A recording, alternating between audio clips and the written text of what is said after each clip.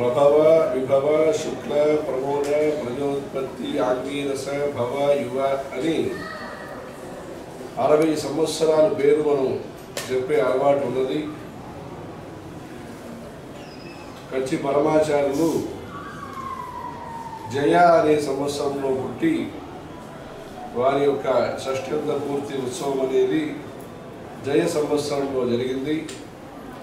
ఆ సంవత్సరంలో మన స్వామివారికి శ్రీ జయేంద్ర సరస్వతి స్వామివారికి సన్యాస ఆశ్రమం ఇవ్వటం, ఉపదేశం ఇవ్వటం జరిగింది. అందుకని ఆ సంవత్సరాన్ని గుర్తుపెట్టుకుని వీరికి అలా నామకరణం చేయటం, వారి పరమాచార్యుల ఆశీస్సులతో ఇలా నామకరణం చేయటం అనేది, యోగ పట్టం ఇవ్వటం అనేది జరిగింది. మన దేశంలో మనము నిత్యకర్మలు చేస్తున్నాం, నిత్య సంధ్యావందనాది అనుష్ఠానాలు చేస్తున్నాము. అట్లా నైమిత్తికం వ్రతాలు, ఉత్సవాలు, వరలక్ష్మి వ్రతము, రామనవమి, గోపాష్టమి, ఆర్ద్ర ఉత్సవము, ఇలా అనేక ఉత్సవాలు చేస్తున్నాము, వ్రతాలు చేస్తున్నాము. అలా అబ్దపూర్తి వారి పుట్టిన రోజు ఇక్కడైతే నక్షత్ర ప్రకారం చేస్తారు, కొన్ని చోట్ల వారు పుట్టిన తిథి ప్రకారం చేస్తారు. మొత్తానికి అబ్దపూర్తి చేయటం. అప్పుడు ఆయుష్ హోమం చేస్తారు. ఆయుష్ హోమం చేత మనం శతమానం భవతి జతాయు పురుష శతేంద్రియాయుష్యేంద్రియే ప్రతిష్టతి అని మన వేదంలో చెప్పబడిన ఆ ప్రార్థన మంగళ కామన ఏదైతే ఉన్నదో దీర్ఘాయుస్సుగా ఉండి ఆరోగ్యంగా ఉండి మంచి పనులు చేయడానికి ఈశ్వరుడు యొక్క అనుగ్రహం మనం మన జీవితంలో పొంది కృతార్థమైన జీవితం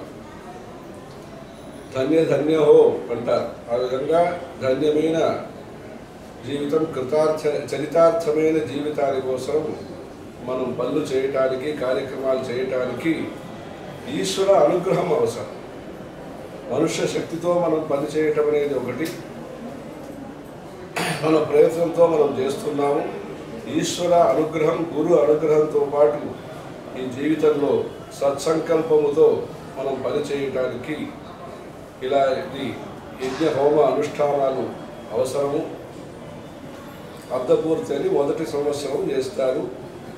పుట్టిన అబ్బాయి కానీ అమ్మాయి కానీ మంచి ఆరోగ్యము, సుఖశాంతి కలగటానికి. అలా వస్తున్నప్పుడు ఈ షష్ఠ్యర్థ పూర్తి అనేది 60వ సంవత్సర పూర్తి. దాన్ని విశేష కలశాలన్నీ ప్రతిష్ఠ చేసి కలశ తీర్థంతో అభిషేకం అవి చేసుకుంటారు. తద్వారా మన యొక్క దేవతల యొక్క ఆశీర్వచనం, గురువు గారి ఆశీర్వచనం, నక్షత్ర దేవత ఆశీర్వచనం, సంవత్సర దేవత ఆశీర్వచనం పొంది దంపతులు వారి యొక్క జీవిత దీంట్లో ఈశ్వర అనుగ్రహం విశేషంగా పొందటానికి ఈ షష్ఠ్యర్థ పూర్తి శాంతి మహోత్సవం అనేది భక్తి ప్రపత్తులతో చేస్తున్న అలవాటు మన దేశంలో ఉన్నది. కంచి పరమాచార్యులకు షష్ఠ్యర్థ పూర్తి మహోత్సవం అనేది ఇక్కడ కంచిలో చేశారు. ఆ సందర్భంగా స్వామివారిని అందరూ ప్రార్థన చేస్తే జపహోమాలకి వారి అనుమతి ఇవ్వటం అయితే జరిగింది. దాంతోపాటు సమాజానికి వేదశాస్త్ర ఉద్ధరణం ప్రచారం కోసం పనిచేయండి అని చెప్పి షష్ఠ్యర్థ పూర్తి ట్రస్ట్ అని పెట్టి తద్వారా విద్యారణ్య భాష్యము మన వేదశాస్త్ర ప్రచారానికి వారు అనుగ్రహించినారు. మన దేశంలో సమైక్యతకు, శాంతికి కారణము ధర్మ ప్రచారం. ధర్మో విశ్వస్య జగత ప్రతిష్ఠ అని చెప్తారు. ఈ ధర్మాన్ని మనం ఆచరించాలి, తెలుసుకోవాలి, ప్రచారం చేయాలి. కౌసల్యాదేవి ధర్మాన్ని గురించి చెప్పి రాముల వారికి ఆశీర్వచనం ఇచ్చింది.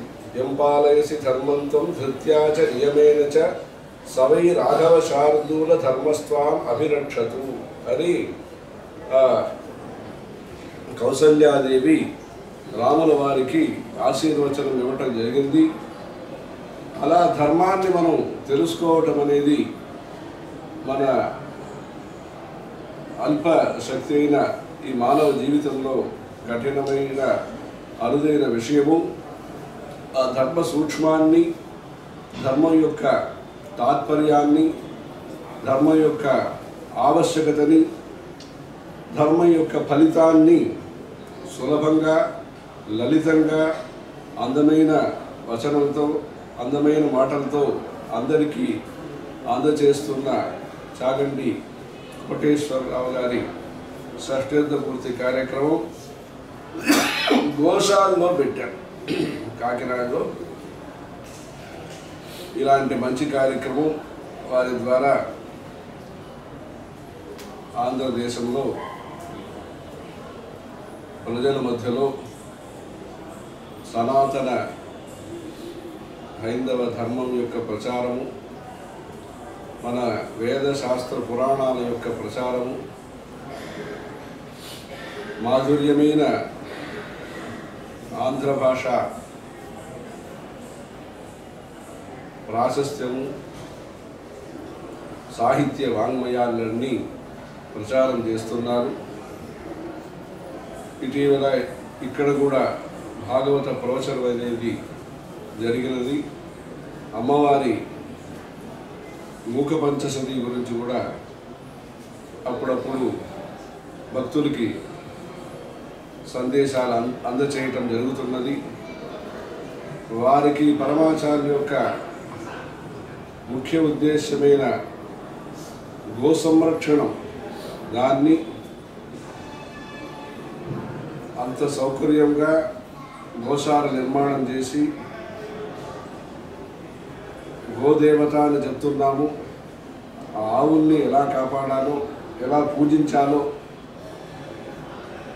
ఎలా సత్కరించాలో అలా మంచి ఉదాహరణ రూపమైన గోశాల నిర్మాణం చేస్తూ ప్రజలకి దైవభక్తి, సదాచారాన్ని ప్రచారం చేస్తున్న వారికి మన